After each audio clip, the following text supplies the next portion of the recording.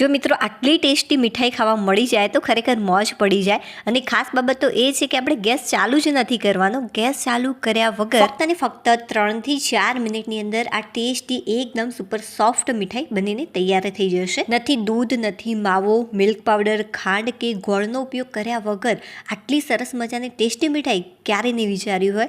જુઓ ફ્રેન્ડ્સ, આનું ટેક્સચર જુઓ, બની છે ને એકદમ સુપર સોફ્ટ અને એકદમ દાણેદાર. મોઢામાં મૂકતા જ પાણી થઈ જાય તેટલી સરસ મજાની રેસીપી બની છે. મારા મોઢામાં તો પાણી આવી ગયું.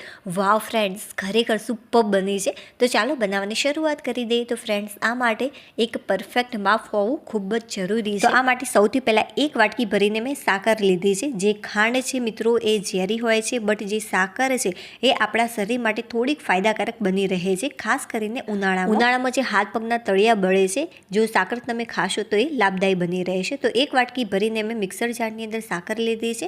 6 થી 7 જેટલી એલાયચી એડ કરી છે. હવે બસ ઢાંકી સારી રીતે આને ક્રશ કરી લઈશું. ત્યારબાદ આપણે કોઈ પણ એક મોટો બાઉલ લઈ લઈશું. આની અંદર 1 વાટકી જેટલા મેં મમરા લીધા છે. જો મમરા તમને એવું લાગે કે થોડુંક મોઇશ્ચર છે, મતલબ કે થોડાક સોફ્ટ થઈ ગયા છે, તો તમે એને શેકી પણ શકો છો. જો બહુ ટાઈમથી પડી રહેલા હોય તો ચોક્કસ એને શેકીને ત્યારબાદ આની અંદર યુઝ કરવાના. હવે 2 વાટકી ભરીને મેં શેકેલા ચણા લીધા છે. જે ફોતરા છે એ મેં દૂર કરી દીધા. ફ્રેન્ડ્સ, આની અંદર જે શેકેલા ચણા છે એ મીઠા વગરના હોય એવા તમારે ઉપયોગમાં લેવાના છે. ફોતરા મેં દૂર કરી દીધા છે અને ત્યારબાદ 2 વાટકી જેટલા આ ચણા થયા છે. આ ચણાથી જે ટેસ્ટ આવશે ખરેખર લાજવાબ આવશે. હજુ આપણે એવી વસ્તુ એડ કરીશું કે જેથી વધારે ટેસ્ટી લાગે. તમે ફક્ત 2 સામગ્રીથી પણ તૈયાર કરી શકો છો. કઈ રીતે એ હું તમને લાસ્ટમાં કહીશ. તો અત્યારે મેં લીધા છે કાજુ અને બદામ. જો હોય તો ચોક્કસ એડ કરજો, નહીં તો આના વગર પણ તૈયાર કરી શકાય છે. તો 7 થી 8 નંગ જેટલા કાજુ અને 7 થી 8 નંગ જેટલી બદામ લીધી છે. હવે આપણે લઈશું એક મિક્સર જાર અને આને સારી રીતે ક્રશ કરી લેવાનું. અને હા ફ્રેન્ડ્સ, એક વિડીયો બનાવવામાં બહુ જ મહેનત પહોંચતી હોય છે. જો થોડોક પણ વિડીયો તમને પસંદ આવી રહ્યો હોય, થોડીક પણ રેસીપી યુનિક લાગી રહી હોય તો પ્લીઝ વિડીયોને લાઇક કરી દેજો. ચેનલ ઉપર નવા હોય તો ચેનલને સબસ્ક્રાઈબ કરવાનું બિલકુલ પણ ભૂલતા નહીં. હવે ફ્રેન્ડ્સ, જે મેં ખાંડ દળી હતી એ એકદમ તમારે ફાઇન દળવાની. હવે લઈ લઈશું એક ચારણી અને ચારણીની અંદર દળેલી ખાંડ ઉમેરી દઈશું અને સારી રીતે આને ચાળી લેવાની છે. કેમ કે આપણે ઇલાયચી આખી એડ કરી હતી, જેના કારણે જો ખાતા સમયે મોઢામાં આવશે તો સારો ટેસ્ટ નહીં આવે. એટલા માટે આને ચાળવું ખૂબ જ જરૂરી છે. જો તમે એલાયચીમાંથી દાણા દૂર કરી અને આની અંદર એડ કર્યા હોય તો બિલકુલ પણ ચાળવાની જરૂરિયાત નથી. હવે જે આપણે ભૂકો તૈયાર કર્યો છે ચણા અને મમરાનો, એ બહુ જ સરસ રીતે ફ્રેન્ડ્સ એકદમ ફાઇન તમારે કરવાનો છે. બિલકુલ પણ આની અંદર ચણા ન રહેવા જોઈએ. એકદમ ફાઇન કરવાનું કે જેથી જે મીઠાઈ છે એ ખૂબ જ સરસ લાગે. આને ચાળવાની બિલકુલ પણ જરૂરિયાત નથી. જે ખાંડનું આપણે મિશ્રણ તૈયાર કર્યું છે એની અંદર આને ઉમેરી અને સારી રીતે મિક્સ કરી લઈશું. આને સારી રીતે મિક્સ કરવું ખૂબ જ જરૂરી છે ફ્રેન્ડ્સ. જે સ્ટેપ હું તમને બતાવી રહી છું એ ધ્યાનથી જોઈ લેજો કે જેથી પહેલી વાર તમે બનાવો તો પણ સારી જ બની આ રેસીપી. જે આ રેસીપી છે ફક્ત તમે સાકર, ઇલાયચી અને ચણાથી પણ તૈયાર કરી શકો છો, બટ મમરા એડ કરવાથી જેનું ટેક્સચર બને છે ખરેખર ખૂબ જ લાજવાબ બને છે અને બહુ જ સરસ ટેસ્ટમાં પણ લાગે છે. એટલા માટે ચોક્કસથી મમરા એડ કરું છું. સારી રીતે મેં મિક્સ કરી લીધું છે. હવે ફ્રેન્ડ્સ, એ જ વાટકીથી મેં પાણી લીધું છે. તો બસ આપણે ચમચીની મદદથી થોડુંક પાણી એડ કરીશું અને આને મિક્સ કરતા રહીશું. શરૂઆતમાં હું ચમચીની મદદથી મિક્સ કરું છું અને ત્યારબાદ આપણે હાથની મદદથી મિક્સ કરીશું કે જેથી એકદમ પરફેક્ટ પાણીનું પ્રમાણ આપણને સમજમાં આવે. તો 3 થી 4 ચમચી જેટલું અત્યારે પાણી એડ કર્યું છે.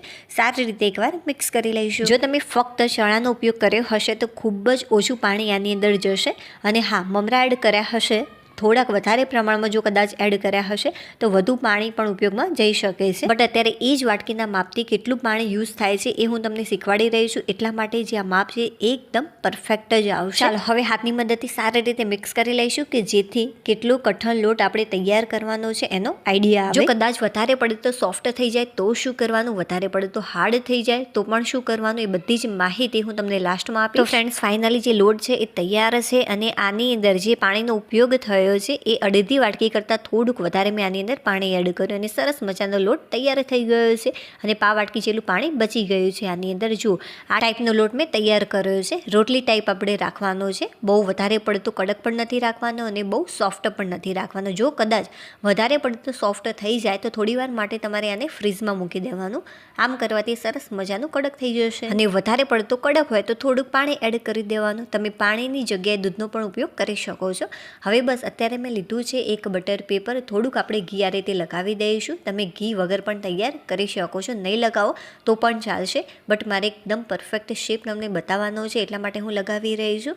જે કિનારીનો ભાગ છે ત્યાં પણ આ રીતે થોડુંક ઘી લગાવી દઈશું. હવે બનાવેલી મીઠાઈ આપણે આ રીતે સેટ કરી દઈશું. જે વાટકી છે એને મેં થોડીક ઘીથી ગ્રીસ કરી લીધી હતી, થોડું પ્રેસ કરી દઈશું આ રીતે, અને એક સરખી રીતે આને સેટ કરવાની છે. તો હાથની મદદથી આપણે આ રીતે થોડું પ્રેસ કરી અને બધી જ સાઈડથી એક સરખી રીતે આને ગોઠવી દઈશું. વાવ ફ્રેન્ડ્સ, લાગે છે ને બહુ જ સરસ મજાની એકદમ સુપર આપણી ટેસ્ટી મીઠાઈ. હવે ચમચીની મદદથી આ રીતે કરીશું કે જેથી બધી જ સાઈડ આની સરખી બને. ફ્રેન્ડ્સ, મારે પરફેક્ટ રીતે તમને સમજાવવાનું છે એટલા માટે આટલો બધો ટાઈમ લાગી રહ્યો છે. બાકી તમે જ વિચારો કે ખાંડ ક્રશ કરતા અને ચણાને ક્રશ કરી લોટ બાંધતા કેટલો સમય લાગે? બિલકુલ પણ સમય નહીં લાગે. તમે આને ડાયરેક્ટ પણ કટ કરી શકો છો, બટ થોડું મારે કામ હતું એટલા માટે મેં આને ફ્રીઝમાં સેટ કરવા મૂકી દીધી હતી. તો આ થોડી કડક થઈ ગઈ છે. હવે આપણે જે સાઈડની કિનારીનો ભાગ છે એને આ રીતે અલગ કરી દઈશું. હવે બસ એક પ્લેટની અંદર આપણે આને આ રીતે થોડુંક ટેપ કરીશું કે જેથી આ ઝડપથી નીચે પડી જાય. તો સરસ મજાની ફ્રેન્ડ્સ મીઠાઈ તૈયાર છે.